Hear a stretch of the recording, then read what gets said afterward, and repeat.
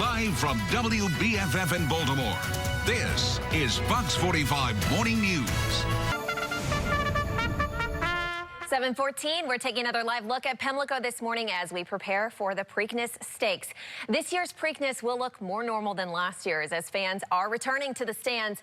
And joining us live this morning to talk about the race, the festivities, we have the founder of DLE Agency and Achilles PR, Doug Eldridge. Good morning to you. Hey, good morning. Thank you so much for getting up early with us. It's a big day in Baltimore.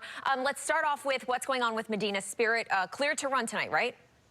Yeah, absolutely. For the time being, it appears to be clear to run, passed all 3 tests. The Kentucky Derby is still under investigation. It's going to take a couple more weeks to wrap up. But Medina Spirit, after being a 12-1 underdog in Churchill Downs, comes into Pimlico at a 9-5 favorite. So it's going to be a heck of a race this afternoon. Get into a little bit, a brief overview, if we can keep it brief, about the drug testing and what's going on that led up to the questions that we've had this week. I mean, the 30-second version is that horse racing, much like cycling in the 80s and 90s and early 2000s, has a checkered history with both illicit drug use as well as questionable drug use, the things that aren't necessarily illegal but are certainly frowned upon. And it's a largely unregulated, decentralized sporting body, which means there's no hard and fast rules.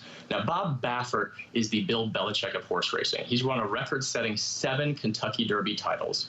The problem is, with those wins comes some controversy. He's also had 5 horses in the last year that have failed drug tests. Now, a week after the Kentucky Derby, Medina Spirit tested positive for Betamethasone, which is a corticosteroid. It's an anti-inflammatory. The problem is, by Derby rules, it has to be completely out of the horse's system. Now, it hasn't been substantially disqualified because, just like with human performance, they test the B sample, which is under investigation now. The problem is there's a cloud of doubt and speculation that follows not only this horse into the starting gates, but horse racing in general. As we know it at this point, he's passed 3 tests, and the horse is ready to run. Okay. Do you think Medina Spirit is the favorite, or what other horses do you have your eye on?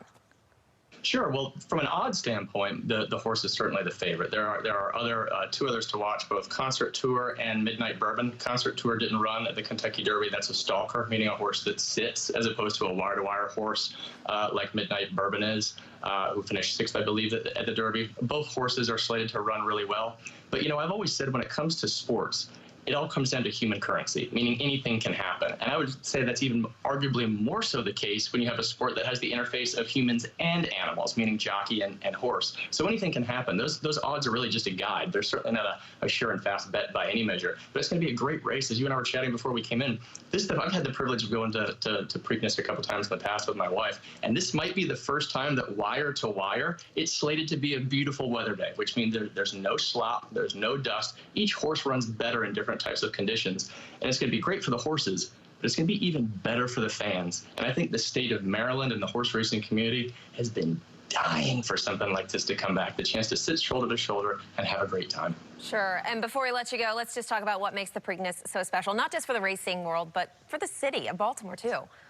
Sure. Well, we're talking about, what, I believe 1873 was the first running. I mean, we had 37 states in the United States. Ulysses S. Grant was still the president. We were only 8 years removed from the Civil War, and it was still 2 years before the telephone was invented. So I say all that to say it gives you some context for where we were in American history when this legendary race started. It's more than a race, and in some senses more than a sport. It's part not only of the Baltimore community, but of the national American fabric. It's an institution like the Boston Marathon or the Masters or the World Series. And I'm so glad that it's not only back in Baltimore as the second leg of the Triple Crown, but back in May where it belongs. And I know the Baltimore faithful are as well.